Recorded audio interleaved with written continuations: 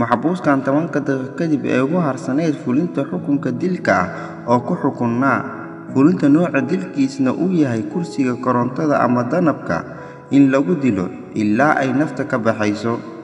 xukumanihii waxaa lagu yiri muxuu yahay dardaaranka ugu dambeeyay maadaama aad dhimanaysid. wuxuu codsaday qalin iyo warqad wuxuuna qoray qisadan. hooyadeeda qaaliga ahayd, haddii sharciga maanta laygu fulinayo uu yahay mid cadaalad ah, waxaan sugayaa inaad noqoto qofka igu xiga ee kursigan lagu dilo. laakiin sharcigu haddii uu indhala yahay, dambiiluhu waa aniga kaliya.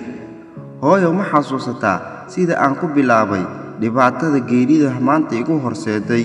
hooyo, markii aan 3 sano jiray waxaan xaday macmacaan walaalkay lahaa, laakiin ima aadan canaanan maalinta aan qaladkaas ku dhacay.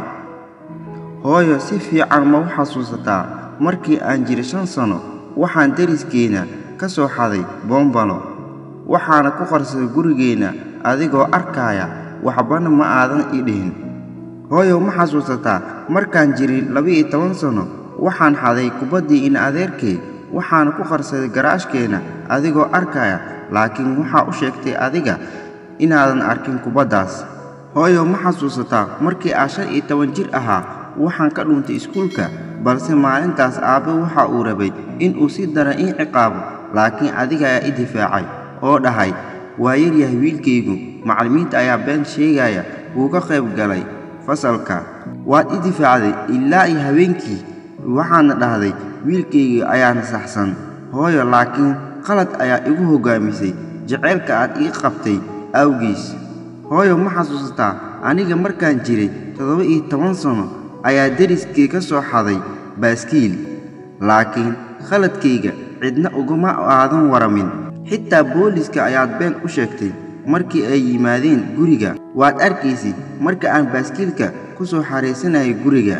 hooyo, waad i jecleed, weliba jeceyl xad dhaaf ah, laakiin maalinna kama aadan fikirin inaad naftayda saxdo ama aad wanaagga igu canaanato si akhlaaqdayda ay u hagaagto. laakiin maanta waxaan noqday qof baktiyey oo qurmay oo looga baqaayo in uu wasakheeyo dhallaanka iyo jiilka yaryar ee dalka u soo baxaya. halkaas ayaan ka soo bilaabay cashiradeedii xumaa, maantana waa qalinjabintaydii oo waxaan fadhiyaa kursigii geerida.